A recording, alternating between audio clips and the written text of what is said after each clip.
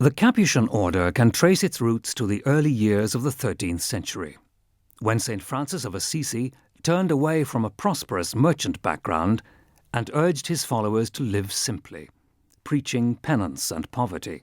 In the early 16th century, a Franciscan friar, Matteo da Bascio, felt a call to return to a very strict observance of the rule of St. Francis. With papal consent, Matteo and his companions sought to follow St. Francis's teachings more closely. They reshaped the hoods of their habits, adopted a harsh lifestyle, and became known as Capuchini, or hermits. Over time, their name was changed to Capuchin. St. Francis was the first religious founder to direct his followers to preach amongst unbelievers. This message remained close to the hearts of Capuchins. By 1566, the Capuchin community was strong enough to follow this direction when they were entrusted with the mission of Crete. As the order grew, it spread across Europe, each community reaching into a new area. The Capuchins first came to Ireland in 1615. Despite religious persecution, they formed a separate province in 1733. This status was temporarily lost in the mid-19th century, but was regained in 1885. Vocations grew, and by 1910, the Irish province was ready to begin reaching out overseas. Friars of the Capuchin order are not sent abroad. When the province receives a request for religious personnel from overseas, volunteers respond to the call. Individuals like Jeremiah Joseph O'Reilly had gone abroad from the Irish province during the 19th century. But it wasn't until 1910 that the province formally accepted areas of responsibility outside Ireland. In America, many thousands of white settlers had gone to stake mining and ranching claims in the West, especially since the building of the railroads in the mid-19th century. The Native Americans were pushed into reservations. Bishop O'Reilly of Baker City, Oregon, made a request to the Irish province for assistance. He had large areas in his care that were sparsely populated, and too few religious men to serve these communities. He asked for Irish priests to take over these parishes. Brother Luke Sheehan was one of the first to answer this request. One man gave his own horse to Brother Luke, which allowed him to cover hundreds of miles, visiting his widely spread congregation. Wherever they went, the Irish Capuchins worked with people who were on the periphery of society. Even in the land of the free, Roman Catholics were often subjected to prejudice and persecution. The friars also ministered to the populations of Indian reservations, and increasingly to poor immigrant communities. In 1929, the Irish province's overseas work spread to Africa.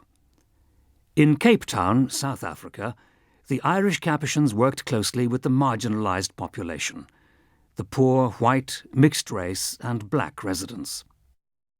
Moving to Zambia, formerly Northern Rhodesia, in 1931, the Capuchins were initially confined to areas not already claimed by Protestant missionaries. Foreign religious communities brought education and healthcare services to the widely dispersed population, and the government wished as many people as possible to benefit from their presence. Brother Casimir Butler, who had previously worked in America, led the province into an area called Barotse Land. 23 tribes lived here, each with its own language and culture. The native tribes had their own concept of spirituality, very different from Western religions.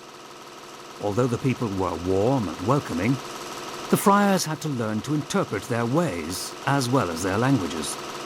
Here, the Irish province was involved in creating an infrastructure. When they arrived, there were few roads in Barotse Land, and the friars travelled either by river or on foot. Mission stations were usually established by 1 or 2 friars. However, once a site was established, other friars would arrive, and it was through cooperation with other orders, especially religious sisters, and with dedicated lay volunteers from Ireland and from Zambia, that each mission developed. Fledgling Christian communities usually established a school as well as a church. Very often, orders of sisters would operate hospitals, girls' schools, orphanages, and leprosariums. Development work extended to drainage and irrigation projects, the establishment of model farms, and the building of bridges and clearing of rough roads.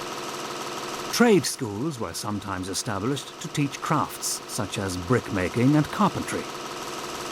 The friars also set up outstations with mass centres and schools to serve more remote villages. As well as establishing the local church, religious orders always hoped to implant their particular charism within Africa.